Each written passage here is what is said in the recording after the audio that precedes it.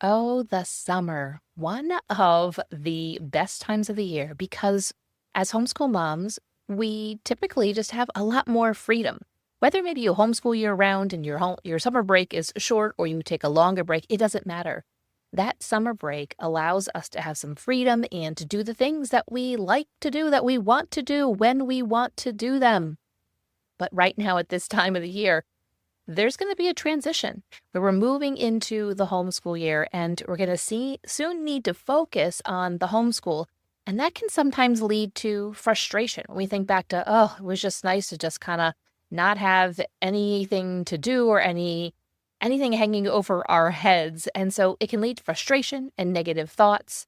Today, I'm going to share with you 5 steps to help you now as you shift and adjust your mindset before beginning this, what's going to be an amazing homeschool year.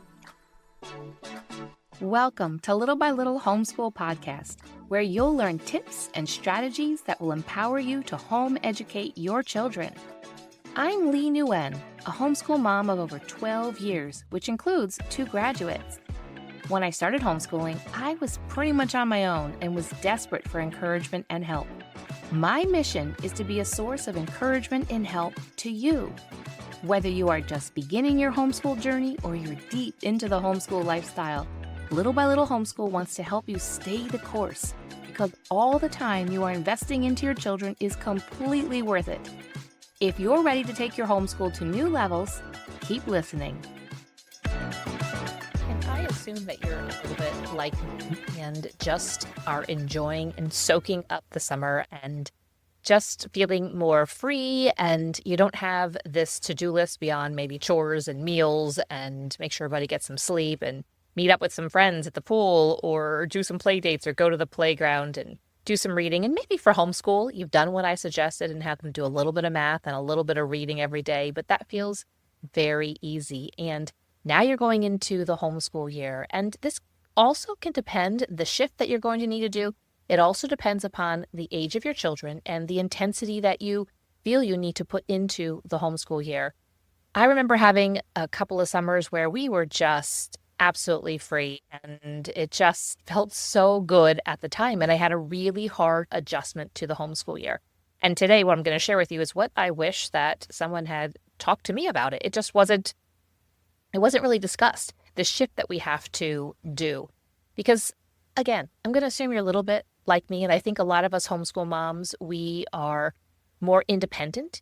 We are a bit self-sufficient to possibly a negative degree. We can be like, oh, I could do all this. And we just have a mentality of we can do things. We're very competent. Most homeschool moms I meet are very competent. Yes, we have those questions and we want to do things really well, but I feel like there's kind of a same kind of running theme of a personality. We just kind of vary in some ways of how we carry that out.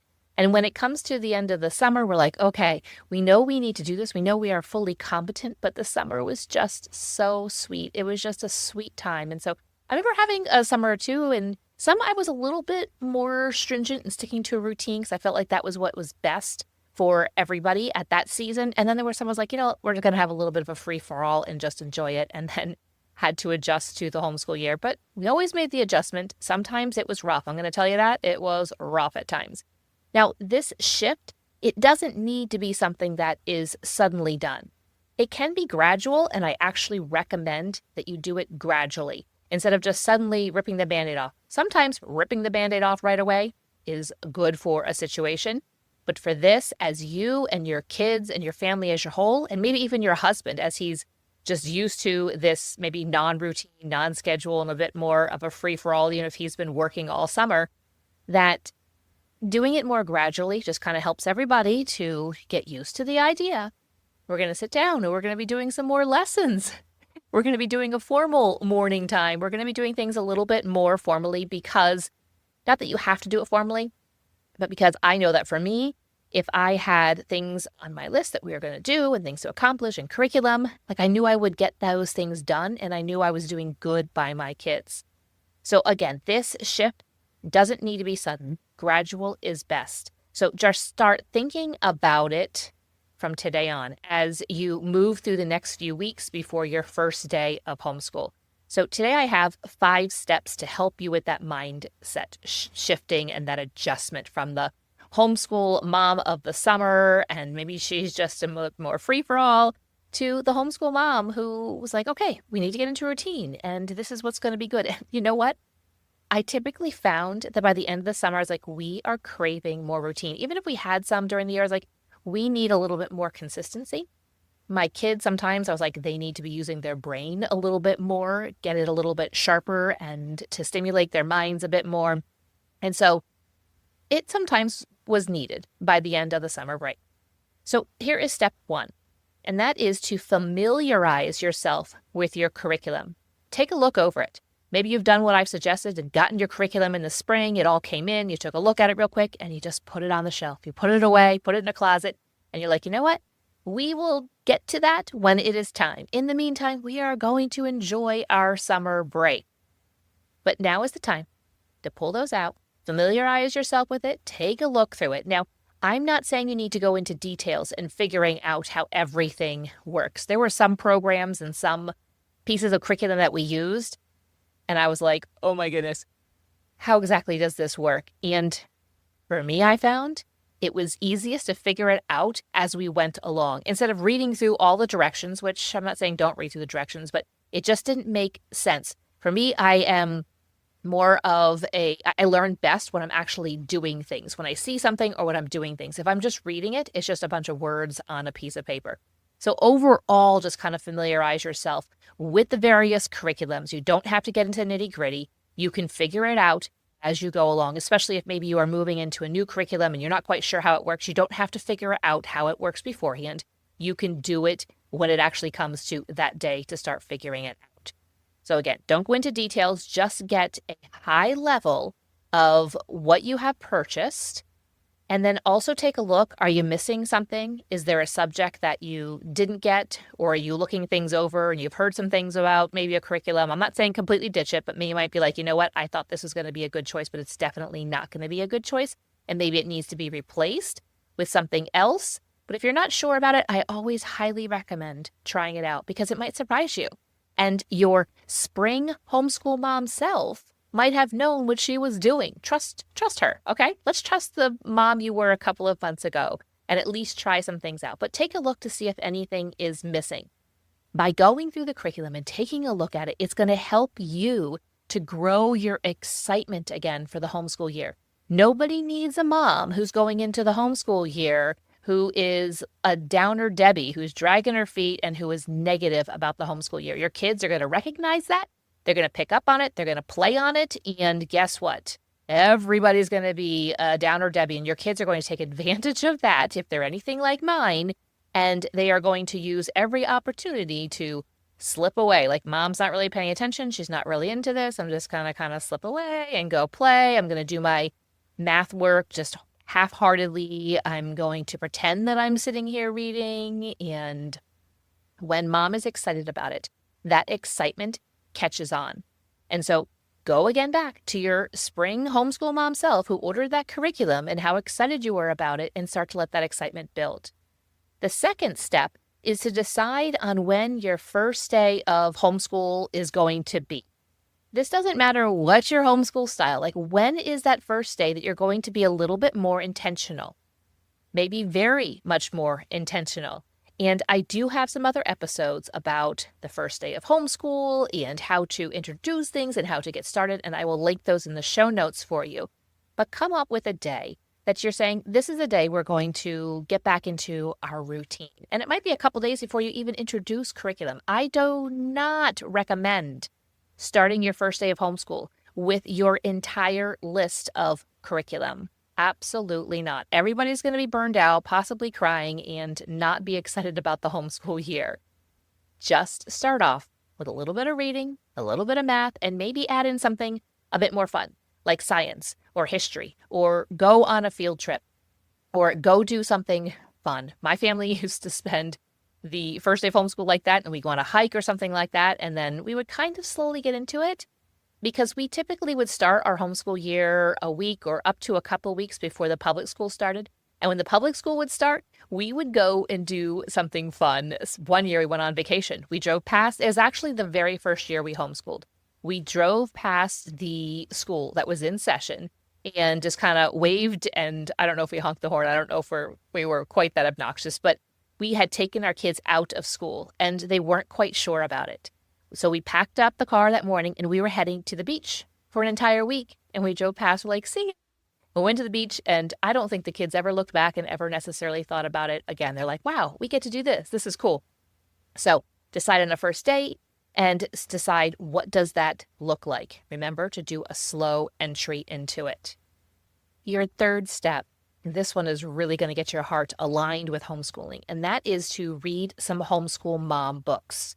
Maybe you only have time to read one book. You can listen on audiobook. Maybe you have time to read multiple books. But pick at least one book that is going to encourage and inspire you. And in the past few years, there are so many more authors and homeschoolers that are sharing their experiences and encouraging you in homeschooling.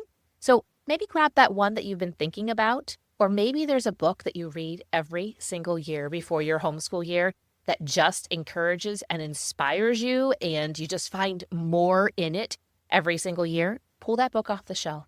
So look into books, figure out what books you want to maybe read, and take the time, put aside the time that you are going to read those to get you really looking forward to the homeschool year. Listen to podcasts, for example, Little by Little Homeschool podcast that you're listening to right now. Continue to listen to those. You can go back into my archives. This is like episode, 382. So there are 381 other episodes for you to listen to. These are things like the podcast episodes and the books that you're going to read are just a way to encourage and inspire you and to remind you of what you're doing and why you are doing it. The why behind homeschooling is really huge. So get that into focus for you. Step number 4 is to set up goals for this homeschool year if you have not done that already. Now, you have your curriculum and your goals will be to hopefully maybe get through most, if not all, of that curriculum, but set up some goals. These goals could be for your family as a whole.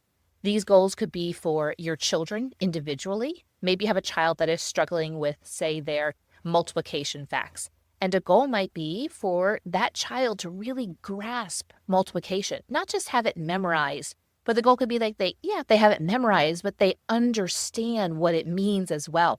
That's a great goal to have for a child. Maybe you have an older student and you might be like, okay, I want them to get good at writing essays. I see them as wanting to go to college, so therefore they're going to need to write essays. And so that is a goal for them.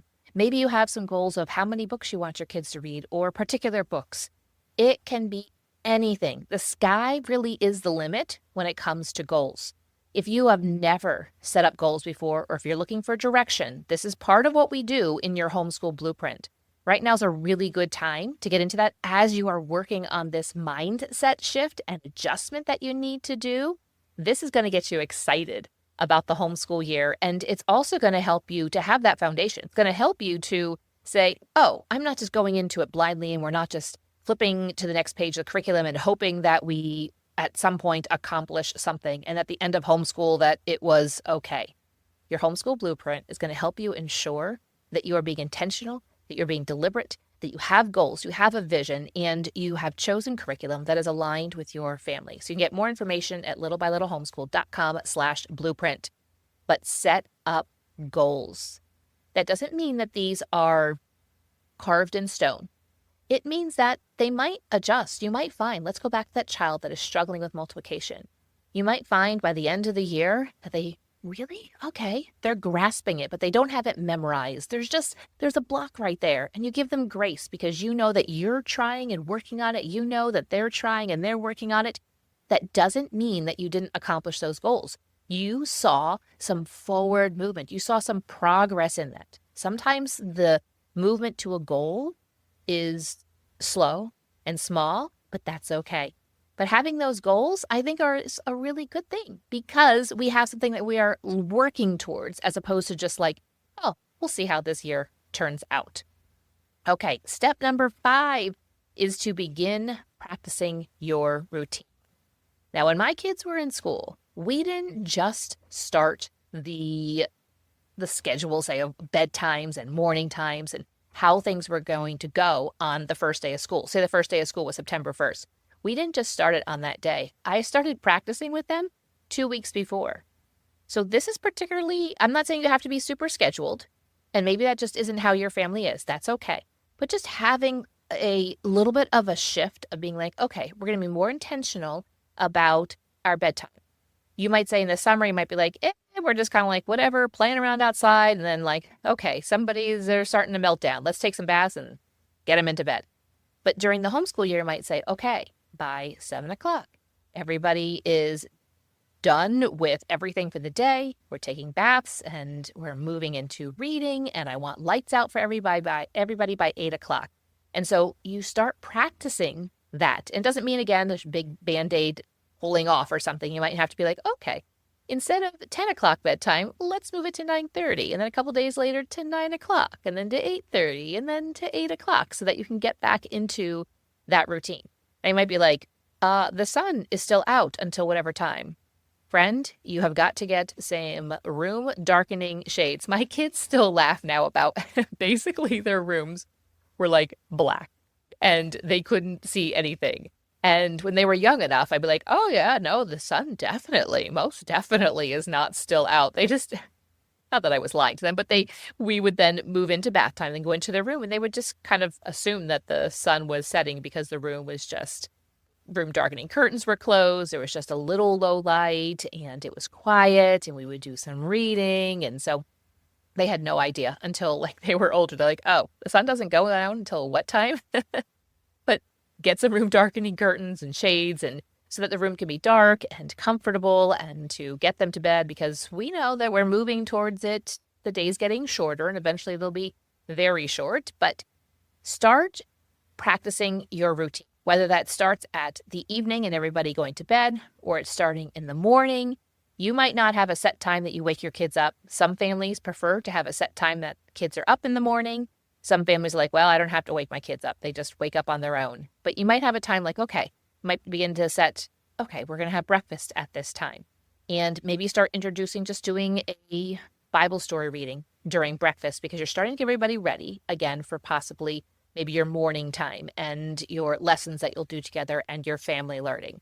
So begin practicing some routines, and I highly recommend starting with evening routines, morning routines, and seeing how that goes. But guess what? You have to start practicing it too. Guess what?